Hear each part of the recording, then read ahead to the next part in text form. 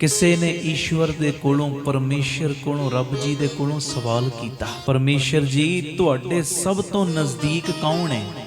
ਤੇ ਪਰਮੇਸ਼ਰ ਨੇ ਮੁਸਕਰਾ ਕੇ ਜਵਾਬ ਪਤਾ ਕੀ ਦਿੱਤਾ?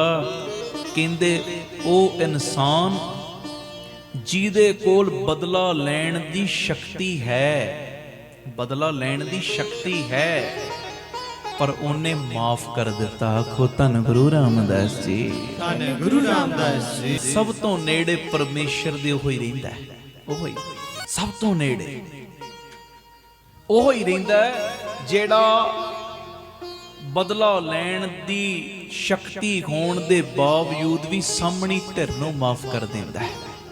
ਇਹ ਮੇਰੀ ਬੇਨਤੀ ਹੈ, ਅਸੀਂ ਸੰਗਤ ਕਰਦੇ ਹਾਂ ਨਾ, ਤੇ ਮੇਰੀ ਬੇਨਤੀ ਪਿਆਰਿਓ, ਬਦਲਾ ਲੈਣ ਦੀ ਭਾਵਨਾ ਨਹੀਂ, ਆਪਣੇ ਆਪ ਨੂੰ ਬਦਲਣ ਦੀ ਭਾਵਨਾ ਰੱਖੋ।